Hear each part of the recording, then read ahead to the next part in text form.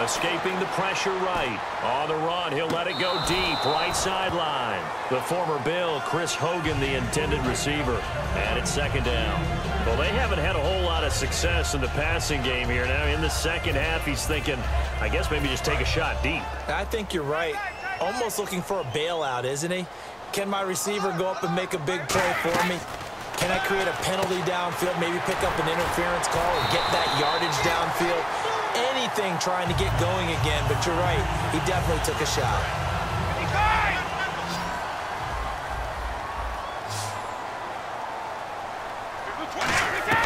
Brady now on first down. Eluding the pressure right. He's going to let this go deep, and that's caught inside the 30. And he'll be taken down, but not before getting this inside the 30. Well, we know he's got the speed there. He needed the speed and the hands. A great catch. And because of that speed, you have to respect it as a defender. So you have to... And Brady going to be intercepted a third time. A great read, and it's picked off. And he'll return it to the 24-yard line. Here comes the Seahawks offensive unit. They'll have it first to begin the third. Their defense did its job, yielded no points. Now it's the offense's turn. And how much fun is that when you set things up to start a half, and you just tell you guys, hey, if you can shut them down, get it back for our offense, we can roll. And they played out perfectly. Now, can the offense do what they wanted to do at the half, which is find those weaknesses and now attack them and score some points. And break this tie. A running play for Rawls. Another stiff arm. Boy, that's effective, isn't it? A good run there on first down, and it'll leave them with a 2nd and 2. There's so many definitions of a complete back. I think most people think a guy who can block, a guy who can catch, and a guy who can run. But how about when you put it all together as a runner and you can fake people out, you can be shifty, and also run with some power and break tackles, as we just saw on that pickup. And he's going to get this all the way down inside the 35. A good pickup there, a 22. Well, plenty of credit has to go to the guy carrying the ball. He broke the tackle and gained the yardage. But that doesn't necessarily mean that the defender's bad. They're not going to make 100% of the tackles all the time. Even the best in the game will miss one occasionally. The key is not to let it snowball and miss tackle after tackle. On that play, credit to the offense, but that doesn't make the defense bad. Well, pretty good coverage there, and both of these defenses, they've had good coverage throughout this one. No doubt about it, and in today's NFL, where we're used to a bit more scoring, this feels almost like a well-pitched game in baseball on both sides, where the tension continues to build. Who's going to make the big play? And this time he's got the hook up. It's complete. And he's brought down after a good gain. Quarterbacks love slant routes because the receivers are breaking right into their line of vision, and receivers love them as well because they're getting the ball on the move and able to catch it and try and get upfield and gain additional yardage. Rawls, the lone man in the backfield. And he goes backwards here, losing yardage back to the 16. A loss of a full 3 yards, and now it's 2nd down. As a defender, you're eager to be involved in every play. So when the action goes away from you, a lot of times you run after the ball. But in this case, what a terrific job by the defender staying home and taking care of his responsibilities. It's a gain of 5, and that'll lead here to a 3rd down. For a second there, I thought that might break big. Screen pass, looked like it was coming together, looked like there was an opening. Still, ended up with a solid game. 7th play of the drive forthcoming on 3rd and 8. On 3rd down, Wilson. Dancing to his left. He may try and run for this. And he will have the first down before he's brought down at the 3. Now that's disappointing for the defense. They had the advantage, had excellent coverage all over the field, but they let him get away, scramble, and pick up a first down, and inside the 5-yard line. Now Wilson, that's complete, right around the 8. And he'll be brought down right on the edge of the goal line at about the 1-yard line. Back now in Foxborough. It's been a tight, low-scoring affair thus far. 3-3 is our score heading into the 4th.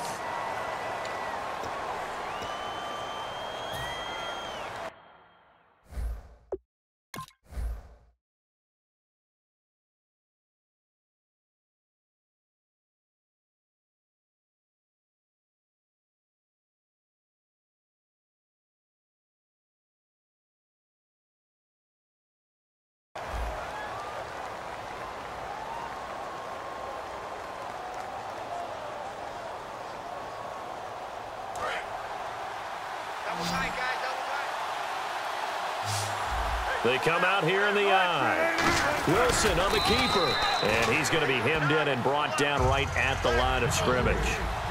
No gain on the play, and it'll bring up a third down. And he's across the chalk into the end zone. Touchdown, Seahawks. Russell Wilson taking it in. And the Seahawks are able to strike for 6. And he puts it through. Hauschka now to send this one away following the score. This will be fielded on the back line of the end zone. Out comes the New England offense to see what they can do this time. And 3 interceptions in this game. And I would have to think, I wasn't a quarterback, but number 4 is kind of, oh, you're like, oh, man, I can't throw 4. No, what's interesting is, what do the coaches decide to do now? Having thrown 3, do you alter your offensive strategy? Do you take the ball out of his hands and maybe turn to the running game? Or do you have that supreme confidence that he's going to turn things around? We'll see what they do. Flush to his right. And that's caught inside the 30. A gain of 39 that time. Well, even after all those interceptions, he's not deterred, still confident to go deep at work there. I think all the old rules about playing that position still apply. If things go wrong, you still act like you're the best player out on the field. You still carry that supreme arrogance with you and continue to fire the ball. I've seen guys have games like this, and this is where you find out if you're great or not. Can you overcome some interceptions and still lead your team to victory? Letting one go deep for the end zone. And oh, not only did he drop it, he dropped it in the end zone. When teams take shots at the end zone, you've got to defend it the same way you would defend the first down sticks. You defend the goal line exactly the same way. They can't cross that. You play through the receivers. And on that play, that's exactly what they did and batted it away. And he picks up the first down yardage as he takes this one down to the 15. So they're operating in the red zone. He went full scale, loose, flexible, finding a way to catch the ball in some traffic for a key first down. Yeah, really a nice job of adjusting to the ball. And he's in. Touchdown, Patriots. Rob Gronkowski, a 14-yard touchdown. And the Patriots are within an extra point of tying this one up. And we are tied here in the fourth quarter. So here comes the kickoff now, all even here in this fourth quarter. This is fielded a couple yards deep. And he's able to get it across the 20, but not by much, as he's marked down at the 21-yard line. The Seattle now ready to march onto the field. And that recipe on their last drive that resulted in a touchdown looked pretty good, so they'll be hoping to do that once more. And it takes me back to when we sat with the offensive coordinator and the head coach. They felt pretty good about their game plan and thought there were some holes in the defense, and they exploited them the last time out. Let's see if they can come back and put together a similar drive. And we'll see if they can do just that. Now the offense lining up 1st and 10.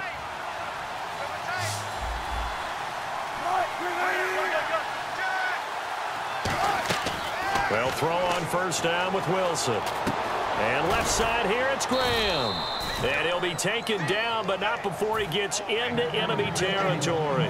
And there's another completion to the tight end. And let's face it, it is hard to overthrow a 6'6" target. It is indeed.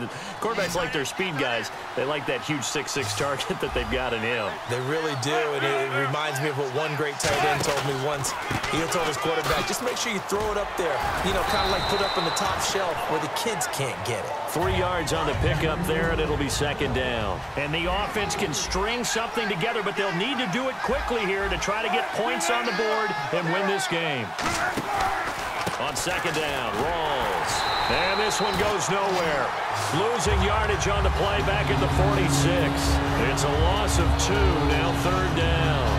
And the offense there, the O-line, everybody really on offense, they were just manhandled at the point of attack. Yeah, you could pretty much call them all out, couldn't you? And almost by name, right? That was a very tough sequence for the offensive line. But how about that defensive front creating a new line of scrimmage and creating a lost yardage possibility? And he finds Jimmy Graham. A good pick up there of 20 yards. Offense comes to the line now, 1st and 10. So on that play, defense was in the zone. They ran a crossing route offensively, but the defense there, you got to be good with communication, don't you? You certainly do, and it's not something that is really evident when you watch it on the screen. but everyone's talking, communicating, pointing, and it keeps you from chasing receivers because you have a specific zone you have to cover. When a receiver's in your zone and he crosses to another one, you got to let your guy know. They got a completion there, but I like the discipline they showed to stay in their proper areas and then make the tackle. A 10th carry for Thomas Rawls. He'll get a nice chunk there on the first down run, and it's 2nd and 4. Now we're going to get a timeout here called by the Patriots. It's just their first. They've got 2 more to use here in the final stages. Now Wilson. That is caught inside the 5. And he will score. Touchdown, Seattle. Doug Baldwin from 19 yards away. And the Seahawks are going to take the lead.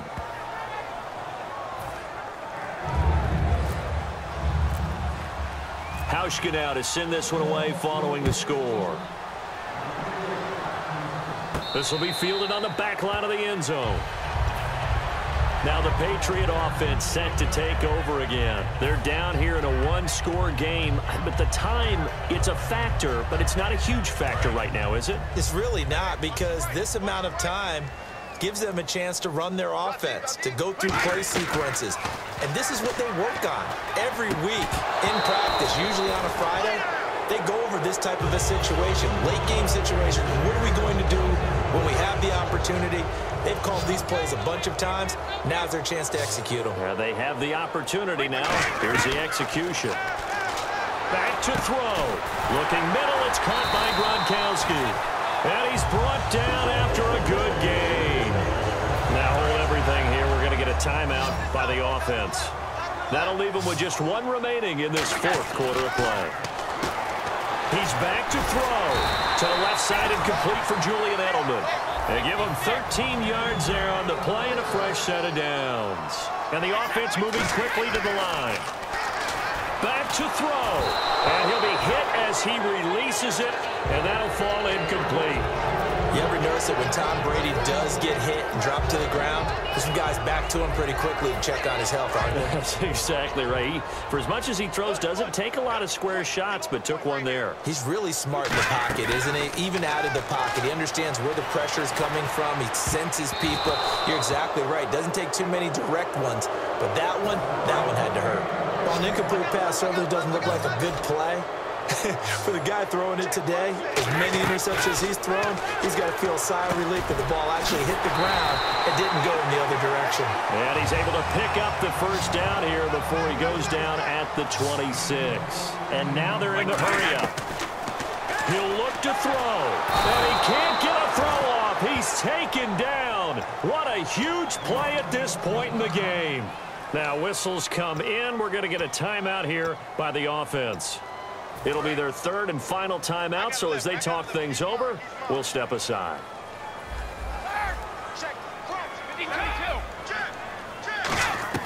They'll look to throw. He's got time.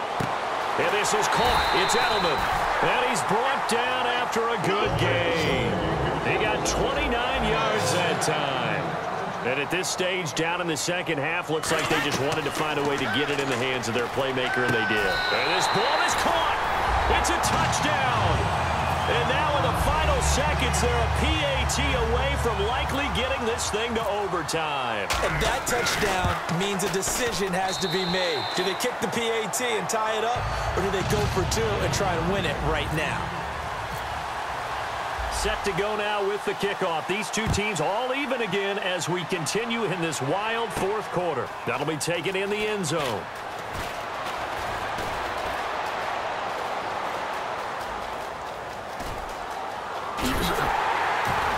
And he probably should have stayed in the end zone as he'll muster a return up to only the 14-yard line. And here in overtime, if the team that receives the ball scores a touchdown, it's over. If they don't, we can still have some more football. That's exactly right. If they go down and kick a field goal, the other team gets a possession to either match it or score a touchdown to win the ball game. If both teams kick field goals, the next team to score wins. But if the receiving team throws a pick 6 or fumbles the ball and it gets picked up by the defense and they score, the game is over.